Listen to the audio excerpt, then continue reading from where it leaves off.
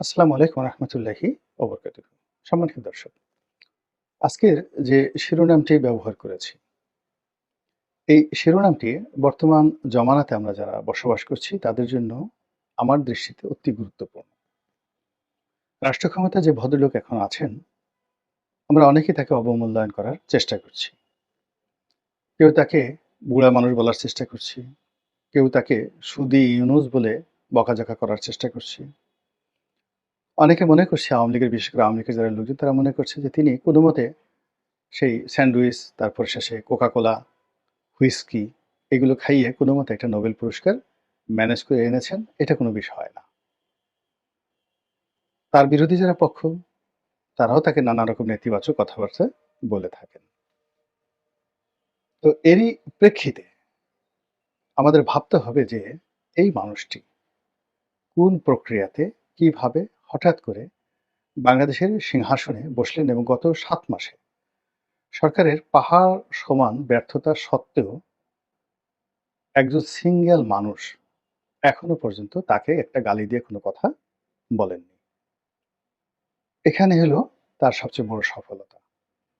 যেমন ধরুন খালেদা জিয়া, তারেক জিয়া, জয় কিংবা শেখ হাসিনা। তাদের ক্ষেত্রে আমরা কি দেখেছি?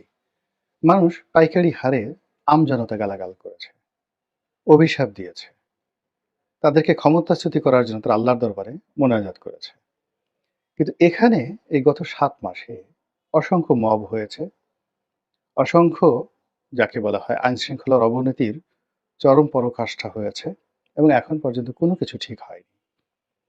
এজন্য কেউ আসিফ নজরুলকে গালাগাল করছে, কেউ ফারুকীকে গালাগাল করছে, কেউ রেজওয়ানাকে গালাগাল করছে এবং কেউ স্বরাষ্ট্র উপদেষ্টার পদত্যাগ চাচ্ছেন।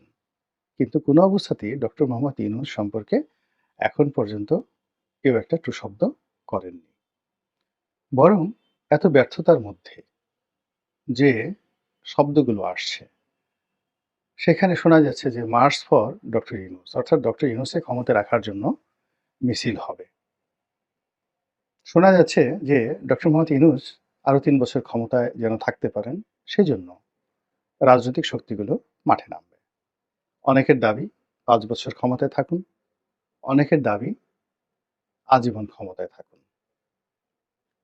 ইসলামপন্থী গ্রুপদের একটা বিরাট অংশ তাকে মনে করছেন যে আল্লাহর একটা রহমত এবং আল্লাহর দরবারে তারা ২ হাত তুলে মোনাজাত করছেন যে ডক্টর মোহাম্মদ ইউনূস যতদিন জীবিত আছে, আল্লাহ এই দেশে আমাদের কোনো ইলেকশন-ফিলেকশন দরকার নেই।